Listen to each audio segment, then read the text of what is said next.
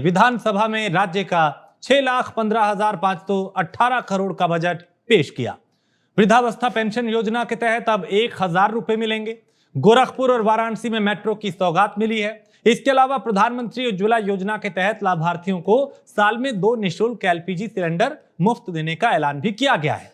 Budget में और भी कई बड़े ऐलान किए गए हैं और बजट को अखिलेश बंटवारा बता के सरकार पे हमलावर हैं। आज इस मुद्दे पे हम चर्चा करेंगे और समझेंगे कि आज का ये बजट क्या उम्मीदों का बजट है उत्तर प्रदेश का, क्योंकि बजट को लेकर सियासत लगातार जारी है। हमारे साथ अनिल जैन भी जुड़ चुके हैं। मैं लौटता हूं, अनिल जैन हमारे साथ हैं, अर्थशास्त्री हैं, उनसे भी हम समझेंगे और डीआर साहू साहब है हमारे साथ, उनसे भी हम जानेंगे इस बजट को लेकर। वो राजनीतिक विश्लेषक हैं और अनिल जैन जी अर्थशास्त्री हैं। अनिल जी, आपसे समझना चाहेंगे, देखिए सत्ता पक्ष और विपक्ष अपनी जगह है, लेकिन बजट आपने देखा होगा, पढ़ा होगा और उसका विश्लेषण भी किया होगा। क्या उत्तर प्रदेश के सपने को साकार करने वाला ये बजट है, या फिर जिस तरीके से विपक्ष कह रहा है कि बजट नहीं, बंटवारा है, खोखला है, कागजों में कुछ और जमीन पे कुछ और है? कैसे देखते हैं आप आज के इस बजट को? मैं ये कहूंगा कि जो विपक्ष का स्टेटमेंट मैंने अभी सुना, वो विपक्ष का धर्म है कि कोई भी काम अगर रूलिंग पार्टी करे तो उसको क्रिटिसाइज किया जाए। मुझे नहीं लगता है कि विपक्ष के किसी भी नेता ने बजट के डॉक्यूमेंट को देखा है, उसकी इंट्रिकेसी को समझने की कोशिश की है। मैं बधाई देता हूं इस गवर्नमेंट को और सुरेश खन्ना जी को कि जिन्होंने इस प्रोफेशनल तरीके से इस बजट को तैयार किया गया है। और देखिए 6,15,000 करोड़ का यूपी का गवर्नमेंट एक मैक्रो इकोनॉमी को तैयार कर रहा है। बजट जो होता है वो मैक्रो इश्यूज को एड्रेस करता है, ना कि उसके फाइनल पॉइंट्स को, छोटी छोटी जगह कि गन्ना में क्या होगा और इसमें छोटी स्कूल में क्या होगा। जो एक दिशा देता है बजट, वो ये दिशा देने वाला 6,15,000 करोड़ का बजट है। और सबसे बड़ी बात क्या है कि जो डेफिसिट फाइनेंसिंग होती है इस बजट में, जो पिछले साल 4% से ऊपर की डेफिसिट फाइनेंसिंग पे बजट था, इस बार उस डेफिसिट फाइनेंसिंग को कम किया गया है, 3.6 पे लेके आए हैं। ये बजट का मुझे लगता है सबसे बड़ा अचीवमेंट, टेक्निकल अचीवमेंट है कि आप अपने रेवेन्यू एक्सपेंडिचर को कम कर रहे हो, रेवेन्यू डेफिसिट को कम कर रहे हो, कैपिटल एक्सपेंडिचर को मेंटेन कर रहे हो। ग्रोथ कैसे आती है? कैपिटल एक्सपेंडिचर से आती है। मेट्रो के प्रोजेक्ट हैं वहां पे, यूनिवर्सिटीज हैं, जगह जगह पे मैंने देखा रोड्स के ऊपर आउटलेज दिए हुए हैं। पूरा का पूरा एम्फेसिस जो है कैपिटल एक्सपेंडिचर के ऊपर है। और पिछले सालों के मुताबिक मैं बराबर देख रहा हूं कि रेवेन्यू एक्सपेंडिचर को यूपी गवर्नमेंट कम कर रही है परसेंटेज टर्म्स में। तो जब आप रेवेन्यू एक्सपेंडिचर कम करेंगे, कैपिटल एक्सपेंडिचर बढ़ाएंगे, तो आप अपने प्रदेश में एसेट्स को निर्माण कर रहे हैं। इससे अच्छी चीज क्या हो सकती है? आप किसी भी सेक्टर की बात कीजिए, हर सेक्टर को एड्रेस किया हुआ है, हर सेक्टर के लिए अच्छा आउटले दिया है। एजुकेशन के लिए देखिए, स्पोर्ट्स के लिए देखिए, सोशल सेक्टर में देखिए, जहां पे डेवलपमेंट लाया जा सकता है, कॉमन आदमी के लिए जो बेनिफिट दिए जा सकते हैं, वो सब देने के प्रावधान इस बजट में किए हुए हैं। कहीं कोई कमी नहीं है। और अगर आप कमियां निकालने की कोशिश करेंगे कि मेरे मोहल्ले की रोड नहीं बनी और मेरे मैं भारतीय जनता पार्टी का सुन लीजिए, नहीं पर्सनल टिकट टिप्पणी आप सुन लीजिए, आप उनके तथ्यों से उनको नकार नहीं सकते। और मैं इकोनॉमिक की बात कर रहा हूँ, मैं कोई पॉलिटिकल नहीं दे रहा हूँ।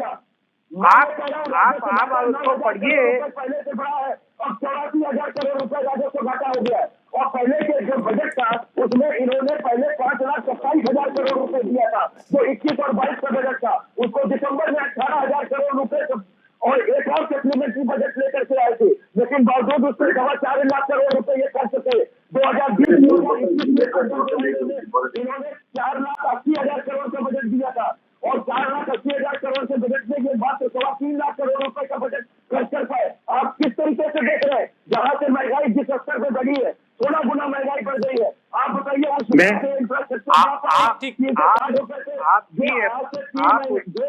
एक महीने पहले सीमेंट 360 रुपए मिल रहा था, आज 480। ठीक है कपीश जी, देखिए वो राजनीतिक स्टेटमेंट नहीं दे रहे हैं, वो सिर्फ इस बजट की विश्लेषण कर रहे हैं। आप उससे सहमत असहमत हो सकते हैं, लेकिन जो फैक्ट है उसको वो रख रहे हैं, उनको तो सुनना होगा। कपीश जी मैं लौटूंगा, राजनीति अलग से, राजनीतिक विषय अलग है बजट को लेकर। बजट नहीं कर रहे हैं और राजनीतिक बात नहीं की जा रही है। हम यूपी का बजट डिस्कस करने के लिए बैठे हैं। यूपी के बजट में क्या है क्या नहीं है, यूपी को एक दिशा मिली है कि नहीं मिली है। आप उत्तर प्रदेश के बजट को क्या आप देश के बजट को हटा देंगे क्या? महंगाई उत्तर प्रदेश सरकार को नहीं अभी आप अगर मुद्रास्फीति की दर 8% है तो ये क्या चीज शो करता है? और अगर देखिए राजनीतिक आप अलग से कीजिए, बीजेपी प्रवक्ता से सवाल पूछिए, इसको लेके सवाल भी उठाइए, लेकिन जो वो बात अपनी रख रहे हैं उनको आप असहमत हो सकते हैं ना उससे, आप उसको नकार नहीं सकते। अनिल जैन जी, ठीक, मैं लौटता हूँ आपके पास। अनिल जी, आपने बात करी मुद्रास्फीति की। मुद्रास्फीति कैसे कम होती है? सबसे पहला जो उसका टूल है वो डेफिसिट फाइनेंसिंग को कम कीजिए। आप अपने जब डेफिसिट फाइनेंसिंग को कम करेंगे मुद्रास्फीति कंट्रोल में आएगी। और अभी मुद्रास्फीति केवल यूपी की वजह से नहीं है, इसके लिए मल्टीपल रीजन्स हैं और वो देश में भी पूरे अप्लाई कर रहे हैं और इंटरनेशनल रीजन्स भी है। अभी जब हम यूपी के बजट की बात कर रहे हैं तो केंद्र के भी बजट को ला करके इसमें जोड़ देते हैं। ये प्रधानमंत्री आवास को अपने आवास बताना शुरू कर देते हैं। ये जो फूड बिल से जो राशन मिल रहा है उसको भी ये अपना बताना शुरू कर देते हैं, तो वो बजट का अलाइनमेंट दूसरा हो जाता है। देखिए ये किसी पार्टी का बजट नहीं है, ये स्टेट का बजट है, ये किसी पार्टी का बजट नहीं है। प्रदेश का बजट है, ये हमें भी पता है, लेकिन पार्टी तो सरकार चला रही है ना, डबल इंजन की सरकार है। तो अभी अपन बात कर रहे हैं।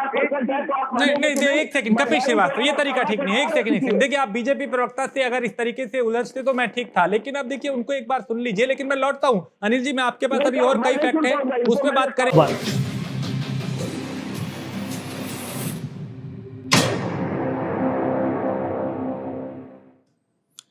तो बजट को लेकर चर्चा कर रहे हैं कि सबसे बड़े बजट में आखिर किस किस वर्ग का ख्याल रखा गया और विपक्ष क्यों इसमें भी कमियां निकाल रहा है और कहां पे लगता है कि बजट में कमियां हैं। लेकिन हमारे साथ शबनम पांडे हैं, कपिल श्रीवास्तव हैं, अनिल जैन जी हैं और प्रोफेसर डीआर साहू हैं। लगातार चर्चा इसी पे कर, युवाओं की भी हुई बात, महिला सुरक्षा की भी हुई बात, वृद्धावस्था पेंशन की भी हुई, लेकिन कुल मिला के अगर इस बजट को देखें तो केंद्र में क्या रहा इसके?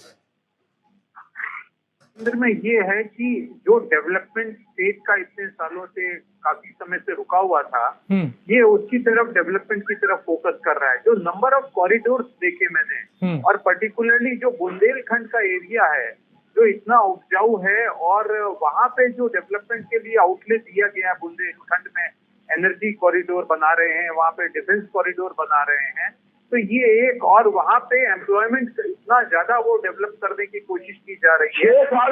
Very positive.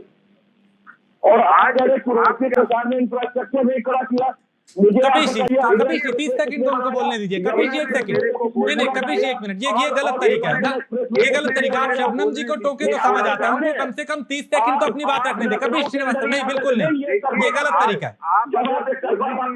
नहीं, आप उनको सुनिए तो कम से कम 30 सेकंड तो बोलने दीजिए, फिर अपनी बात रखिएगा। अनिल जी इस तरीके से बात नहीं चलेगी। मैं तो ये पूछ रहा हूँ कि डेवलपमेंट ओरिएंटेड बजट देते चले जा रहे हैं, कब पूरा होगा? सिर्फ किसी की बात कर रहे हैं, जमीन तक खाया नहीं कर पाए। अगर मैं आप ये तो पिछले 3 बार से ये चले आ रहे हैं, कहाँ पर इन्होंने बढ़ा दिया? मुझे बताइए कहाँ औद्योगिक विधिका लगी है? अगर आप बताइए औद्योगिक विधिका आप लगाने में असफल रहे हैं, आप 50,000 करोड़ रुपए का भी अगर आप उद्योग लेकर के उत्तर प्रदेश के अंदर नहीं आ पाए हैं, तो कैसे मान लें कि आपकी विकास ठीक, इन बिंदुओं पे बात करेंगे कपिश जी, आगे इस पे बात करेंगे। लेकिन एक सेकंड देखिए, मैंने आपको पूरा वक्त दिया अपनी बात रखने के लिए। कपिश श्रीवास्तव, आप लगातार देखिए शबनम जी के बीच में बोले, कोई बात नहीं, आप अपनी बात रखें, उसमें कोई दिक्कत नहीं। लेकिन अनिल जी को देखिए, आपको पहले बोल रहे थे आपने, तब भी उनको इंटरप्ट किया, अभी वो अपनी बात रख रहे हैं, तब भी आप देखिए इस बजट को समझने तो दीजिए। दर्शक जो है वो आम भाषा में, साधारण शब्दों में इस बजट को कैसे देख रहा है, कैसे समझेगा, वो अर्थशास्त्री बेहतर समझा पाएंगे। आप आरोप लगाएं, आप कमियां निकालें, आप अपनी बात रखें, लेकिन अनिल जी को बोले। अनिल जी अपनी बात रखें।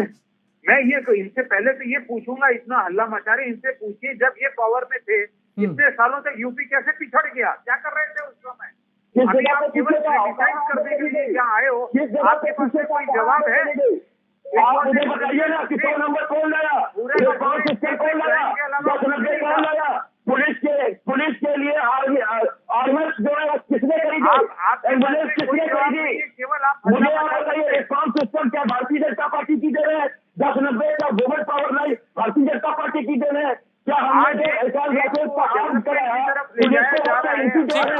ठीक साहब, इस बजट के केंद्र में क्या? देखिए, विपक्ष है, उसका काम है कमियां और खामियों को निकालना। बजट का फोकस डेवलपमेंट है, ठीक है, और सोशल डेवलपमेंट है, इंडस्ट्रियल डेवलपमेंट है। हाँ, दोनों ही चीजें गवर्नमेंट की रिस्पॉन्सिबिलिटी है। गवर्नमेंट ने दोनों को एड्रेस किया, social development as well as industrial development. Industrial development will give you the employment, it will give you GST, it will give you revenue. तो रेवेन्यू को बैलेंस आउट करने के लिए उन्होंने हर तरह से कोशिश की है कि ये कॉरिडोर्स डेवलप किए जाए। ये कॉरिडोर्स जब डेवलप होंगे तो ऑटोमेटिकली इंडस्ट्री आएगी और इंडस्ट्री चलेगी। हाँ, जब आप रोड डेवलपमेंट करेंगे तो road is the basic infrastructure. पूरा का पूरा फोकस किया हुआ है जगह जगह रोड के लिए, हाईवेज के लिए इतना अच्छा आउटले दिया हुआ है। The numbers are excellent. और कहीं ज्यादा जो पिछली गवर्नमेंट ने जिस तरह का आउटले देती थी उससे कहीं ज्यादा आउटले देते हुए भी डेफिसिट फाइनेंसिंग को मैं एक बार और कहूंगा कम किया हुआ है। क्या दिक्कत है? 6,15,000 करोड़ का बजट है जिसमें डेफिसिट फाइनेंसिंग नहीं हो रही है, डेफिसिट फाइनेंसिंग कम हो रही है। रिसोर्सेज अंदर से डेवलप किए जा रहे हैं, रुपया उधार भी नहीं लिया जा रहा है। रुपया बगैर उधार लिए हुए, कम उधार लेके अगर हम डेवलपमेंट कर सके, इससे अच्छी फाइनेंशियल प्लानिंग क्या हो सकती है? Focus is the welfare of the welfare society को लेके आना, एक फेयर सोसाइटी को लेके आना। और उसमें भी अगर हम सुनने के लिए तैयार नहीं हो किसी की बात को, और मैं यही पूछूंगा इनसे, मेहरबानी करके ये बता दे कि जब इनका राज था तो ये यूपी को क्राइम स्टेट क्यों कहते थे? हर तरह का क्रिमिनल, हर राज्य के अंदर क्राइम की क्या रेट थी? आज आप देखिए कि आज यूपी का आदमी, आम आदमी क्यों अपने आप को सुरक्षित महसूस कर रहा है? क्यों आज डेवलपमेंट की बात हो रही है? कपिल जी, इसी पे जवाब दीजिए। कपिल श्रीवास्तव, आप अनिल जी, ठीक है, अनिल जी, आप कुछ टिप्पणी कर रहे थे, आपकी टिप्पणी भी लूंगा और आपसे मैं ये जानूंगा। ठीक है, मैं आप दोनों के पास लौटूंगा। अनिल जी के पास चलेंगे, हम अनिल जी की आवाज उठाएं। अनिल जी, आपसे ये समझना चाहूंगा कि इस बजट को आप कितने नंबर देंगे और कैसे आपको लगता है कि उत्तर प्रदेश को विकास के पंख लगाने के लिए बजट महत्वपूर्ण साबित होगा? बिल्कुल, मैं ये कहूंगा, जैसे आप कह रहे हैं, ये एक दिशा देने वाला बजट है।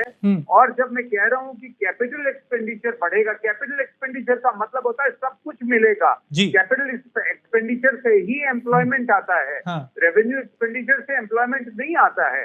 और मैं इन भाई साहब से एक सवाल और पूछता हूँ, इन्होंने भी पैसा दिया था अपने टाइम पे, पर इनसे जरा पूछिए कि कितना पैसा वहां पहुंचा। देते तो था, आप थे, बजट से निकालते थे, पैसा तो जाता था गवर्नमेंट से, पर इनसे पूछिए कि वहां पहुंचता भी था क्या पैसा जहां जाना चाहिए? और अब आप देख लीजिए कि फर्क क्या है इन पिछले जो 5-6 सालों में जो कुछ भी यूपी के अंदर आपने चेंजेस देखा है उत्तर प्रदेश में, आप उसको कंपेयर कीजिए कि धरातल पे क्या हुआ है। पैसा देना is not important, what is important is whether it reaches, कि वहां पे चीज पहुंच रही है, पारदर्शिता कितनी है। यानी मेन ये है कि जो सरकार की तरफ से धन दिया जा रहा है उसकी बंदरबात बीच में तो नहीं हो रही कि वो लाभार्थी तक पहुंच पा रहा है या नहीं। ये बिल्कुल बहुत फैक्टिवल बात है। लेकिन बड़ी बातें करते, हमने 4,000 करोड़ दिया, 10,000 करोड़ दिया, 20,000 करोड़ दिया, कहाँ गया वो पैसा? ठीक,